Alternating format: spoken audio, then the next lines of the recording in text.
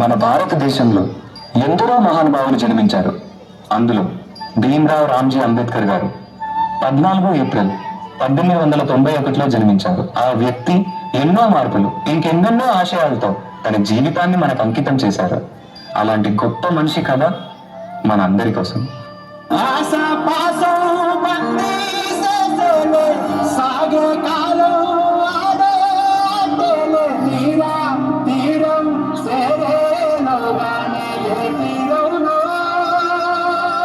నమస్కారం మాస్టారు.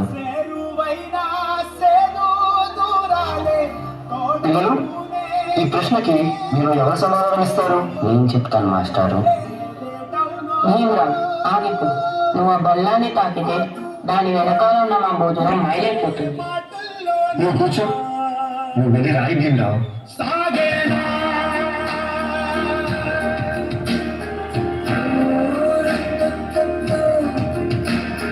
జీవితంలో నువ్వు చాలా గొప్పవాడినవుతావు భీమ్రావ్.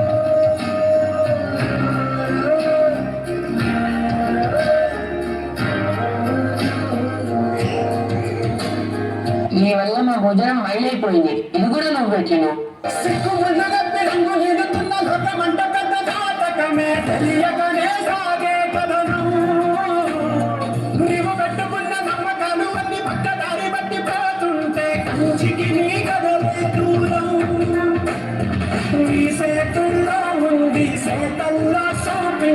ఎదురాగి సాగాలిగా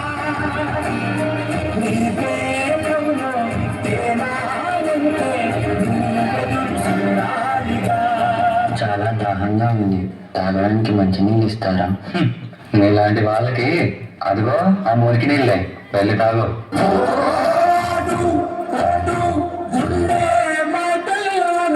మనుషులు మనుషుల్లా చూడండి, పశువుల్లా కాదు.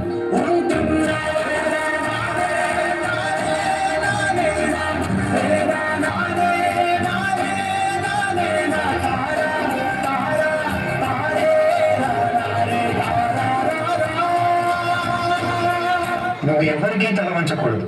నీ చదువు నీ మార్గం కావాలి, విజ్ఞానమే నీ ధనం కావాలి.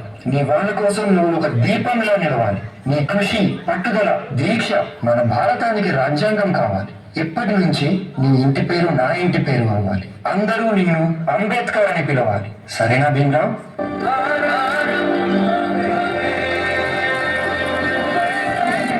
ఎంతమంది తనని తక్కువగా చూసినా చదివే లోకంగా మార్చుకొని మెట్రిక్ సాధించాడు.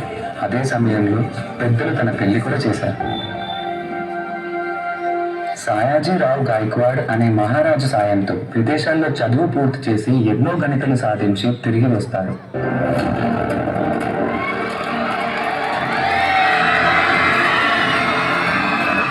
ఎన్ని సంవత్సరాలు వచ్చి నాకు ప్రజలు మారలేదు, నా బ్రతుకులు మారలేదు. ఎలాగైనా మా తలరాత్రులు మార్చే దేవుడివి నువ్వే కావాలి బాబా.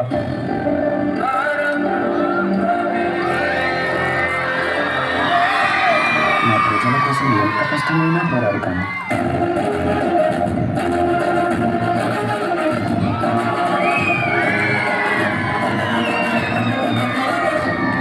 భారత రాజ్యాంగం యొక్క మూసాయుధ కమిటీ అధ్యక్షుడిగా మిమ్మల్ని ఎన్నుకోవడం నాకు చాలా సంతోషంగా ఉంది.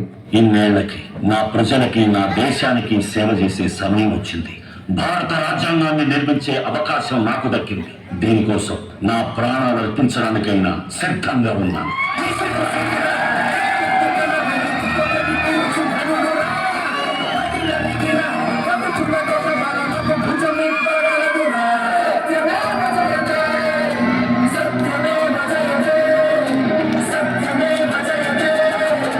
అంబేద్కర్ని ఒక ప్రాంతానికో, ఒక కులానికో, ఒక మతానికో పరిమితం చేయలేం. ఎందుకంటే ప్రతి భారతీయుడి గుండెపై చెరగని ముద్ర వేసిన మహనీయుడు ఆయన. అందరి కలలు కన్నది ఆయన కలం, బడుగుల కోసం ధ్వనించింది ఆయన గళం.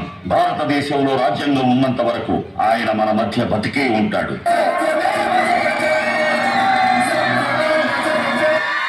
మన భారతదేశంలో